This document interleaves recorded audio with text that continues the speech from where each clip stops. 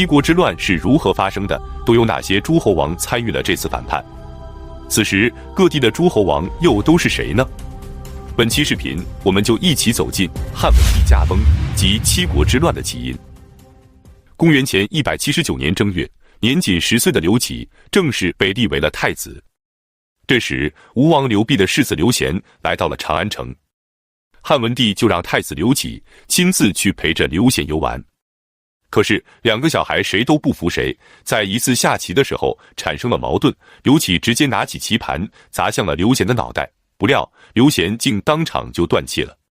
这下刘启彻底慌了。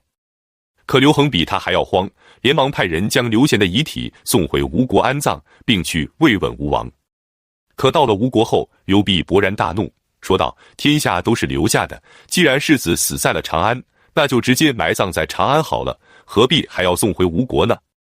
于是就把刘贤的尸体又给原路送回了长安，以表示不满。从此刘濞就一直称病，再也不来长安朝见天子了。公元前157年6月，汉文帝刘恒驾崩于未央宫，享年45岁。临死前，他写下遗诏，让丧葬之事一切从简办理。就这样，一个伟大的帝王悄然离世，埋葬于霸陵。他即位以来，奉行黄老无为而治的思想，励精图治，节俭朴素，开启了文景之治的序幕。他废除了从商鞅开始的连坐法，以及从先秦以来就施行的肉刑。肉刑主要指的是5刑，即墨刑、役刑、废刑、宫刑和大辟。汉文帝将所有的这些肉刑统统改成了笞刑和杖刑等，就是抽鞭子或者是打板子。同时他减免税赋，将土地税从15税1减为了30税1，将成年男子的徭役也减为了每3年只服役1次。同时他还是24孝中亲尝汤药的主角，他亲自为自己的母亲搏击尝药，深具孝心，因此他的谥号为孝文皇帝，即汉孝文帝。6月9日，太子刘启即位，即汉景帝。同时册封伯妃为皇后，伯妃是他奶奶薄太后给他选的伯氏之女，但伯妃至今还没有生育，因为没有嫡子，所以也就暂时没有立太子。公元前155年，也就是汉景帝2年，御史大夫晁错给景帝上书了削藩策。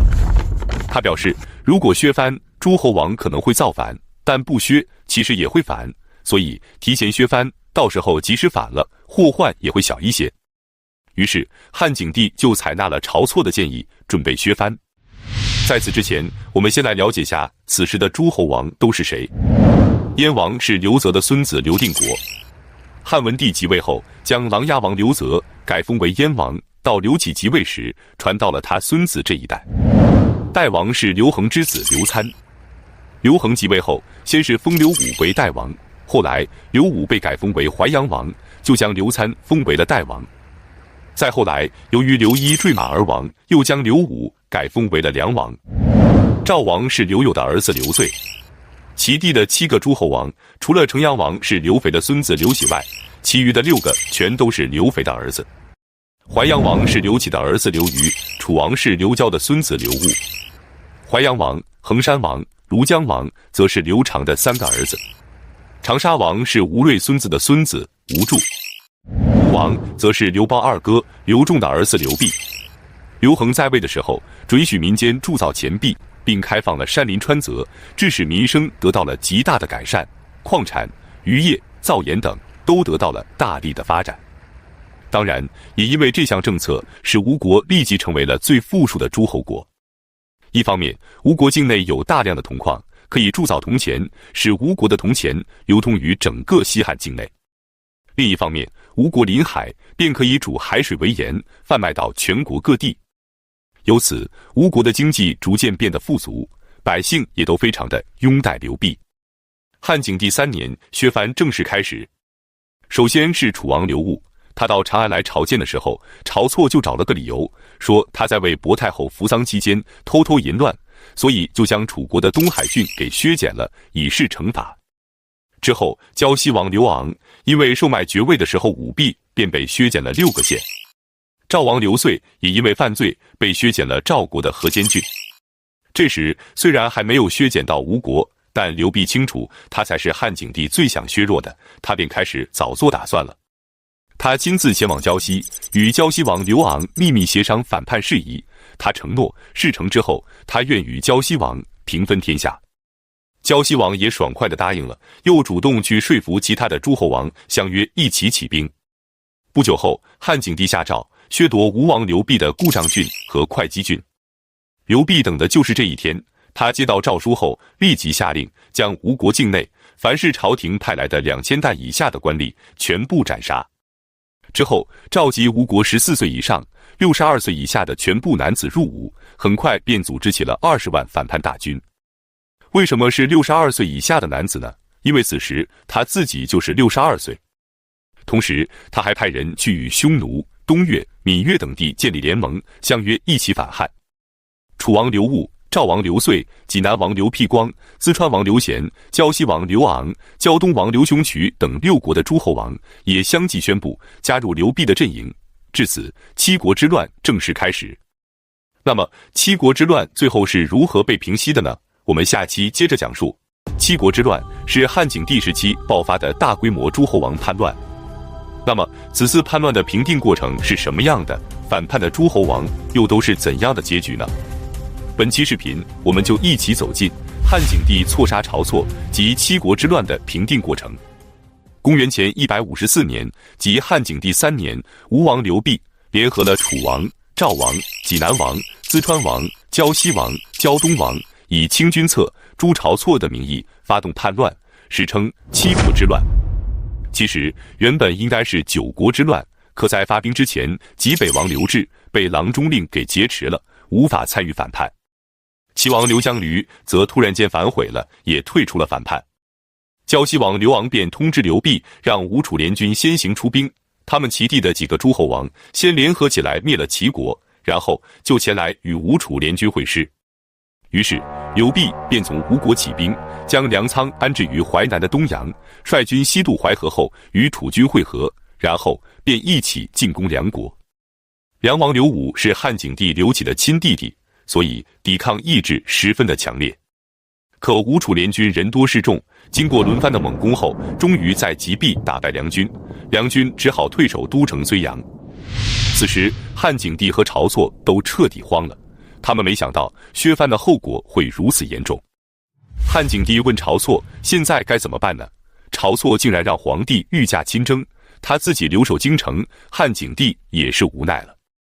这时袁盎就对汉景帝说，叛军打的是清君侧、诛晁错的口号来反叛的，只要你下令杀了晁错，复还诸侯的故地，则兵刃之灾可立即化解。于是慌乱之下的汉景帝居然就接受了袁盎的建议，下令将晁错及其家人全都给斩杀了，然后封袁盎为太常，去找刘濞谈判。可当袁盎来到梁地，要和刘濞谈判的时候，刘濞却认为汉景帝软弱无能，立即就自称东帝，与西汉政权彻底决裂，连袁盎的面都不见，还差点将袁盎给杀了。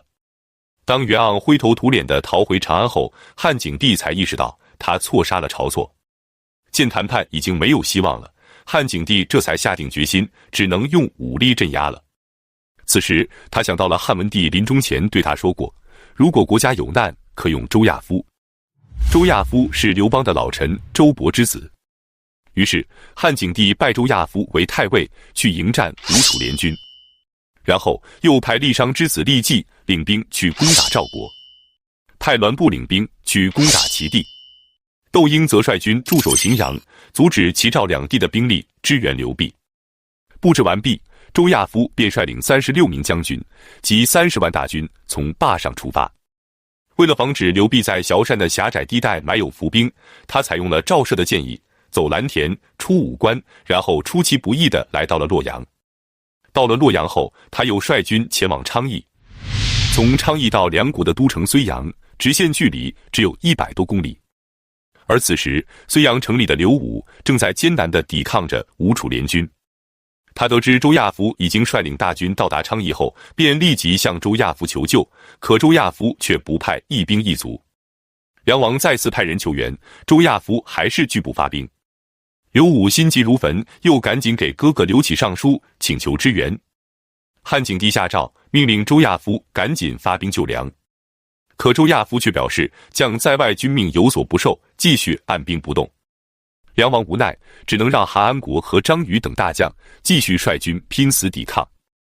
周亚夫之所以不去救援刘武，是因为他知道，如果正面与吴楚联军决战，会造成很大的伤亡，而且还没有必胜的把握。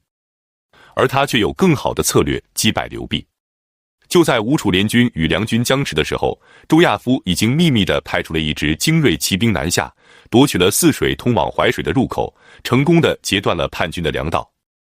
这下刘弼彻底傻眼了，如果分兵去救援粮道，则梁国就一时无法得手了，等到汉军的援军一到，前面的进攻就都白费了。可如果不去救援粮道，他30多万的将士就有断粮的风险。最后刘弼决定继续猛攻梁国，只要能拿下睢阳，那么梁国的粮食就都是自己的了。然而刘武却凭借着坚固的城池拼死抵抗，吴楚联军依然无法攻下。于是刘弼决定调军北上，转攻昌邑的周亚夫。周亚夫得知后，也立即率军去迎战刘弼，两军在下邑会面了，准备开始决战。然而到了下邑后，周亚夫却坚守壁垒不出，他命令将士们，任何人不得妄自出战。刘弼这才反应过来，周亚夫是要和他打消耗战，可他已经粮草紧张，消耗不起了。于是他决定兵分两路，主动出击。首先，他派出一路大军攻打周亚夫的东南阵地，又使周亚夫派出精锐前来迎战。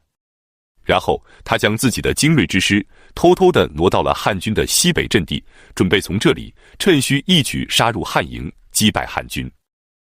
然而他的计谋早已被周亚夫识破。刘弼的佯攻部队到达东南阵地时，周亚夫命令所有将士只可坚守，不得出击。